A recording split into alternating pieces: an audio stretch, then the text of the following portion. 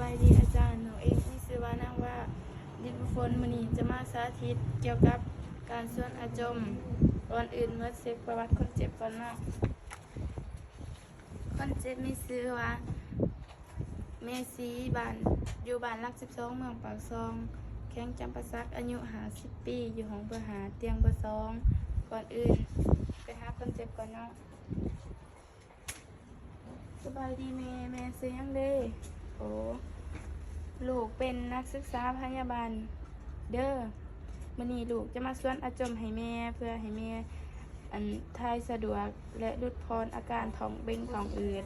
ลูกขออนุญาตไปเก็บอุปกรณ์กันเด้อขั้นตอน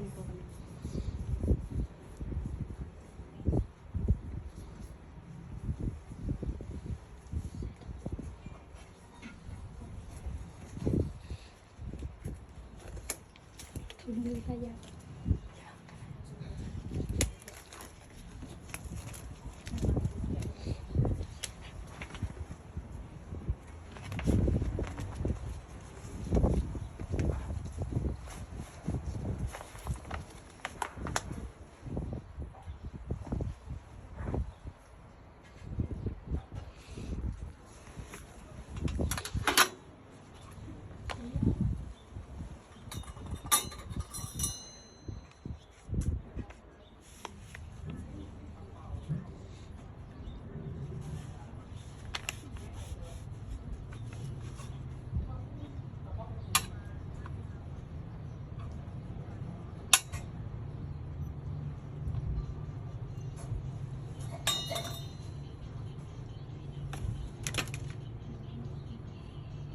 ซัมลี่ใส่อังโกนเนาะ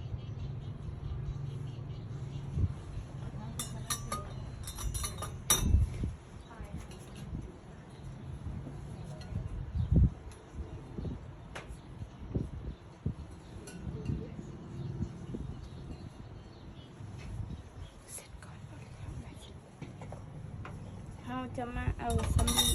จุบอังโกนมาเสร็จก่อนเนาะ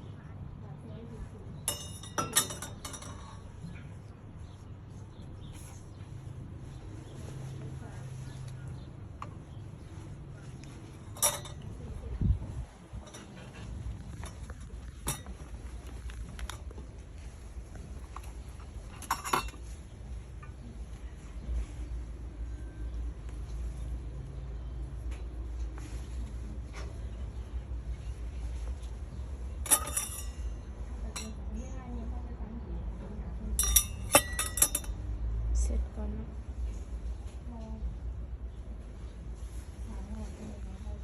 สุดเลย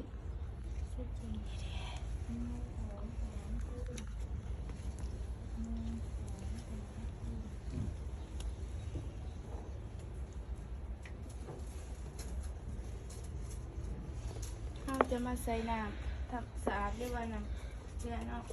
ใส่1,500ลิตร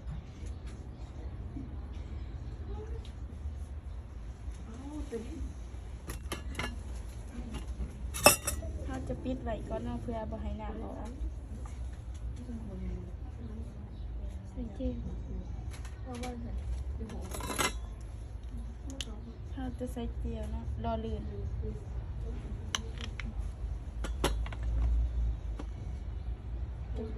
จะมาเซ็ตจะมาค่ะ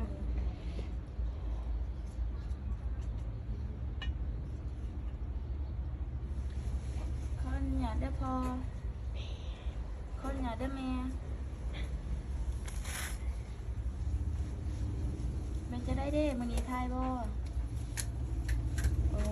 จะเครือโดย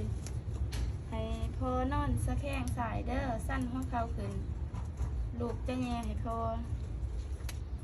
อาปากหายใจเขาลึกๆเด้อจะได้พอเจ็บบ่โดยถ้าหากพ่อว่าถ้าหากพ่อมีอาการปวดท้ายหรือว่าอยากทายให้พ่อบอกลูกเด้อถ้าพาพ่ออดบ่ได้ให้บอกลูก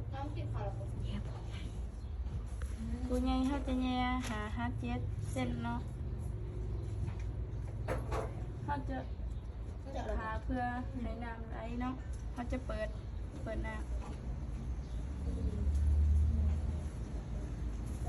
จะได้พอแล้วเด้อ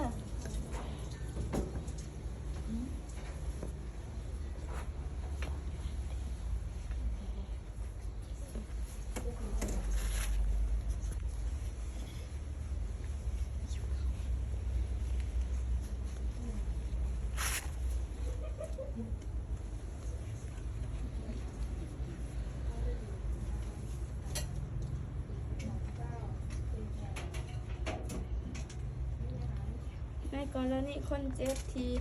ไปเองได้ห้ามจะให้คนเจ็บไปเข้าห้องน้ำถ้าคนเจ็บยังบ่ได้เขาจะให้ทายกระบอนเลยเนาะ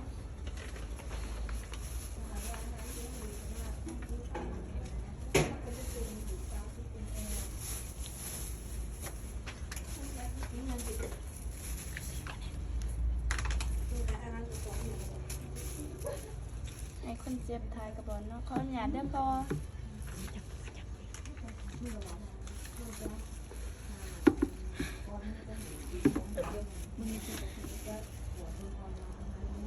ทายได้เลยเด้อ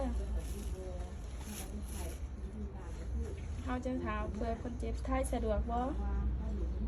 เลยแล้วเนาะ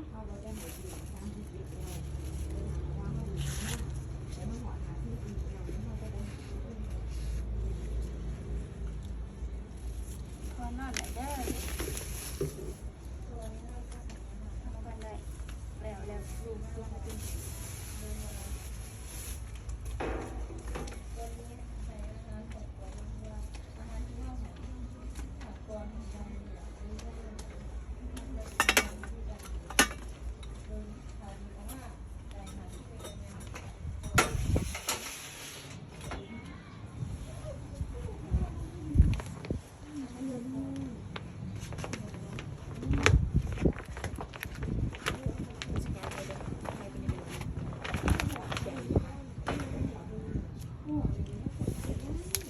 เสิร์ฟกันเลยเนาะเสิร์ฟกันเลยแต่กลางมือเนาะ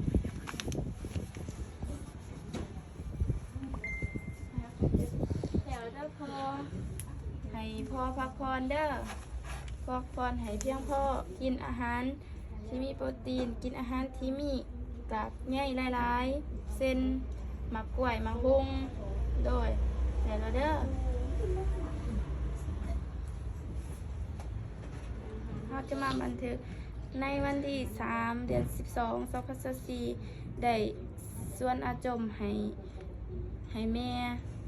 สีอายุ50 ปีอยู่บ้านหลัก12 เมืองปากซองแข้งจำปาสักส่วนอาจมแล้วเราจะเห็นอาจมออกมาเป็นก้อนสีกาแฟเนาะ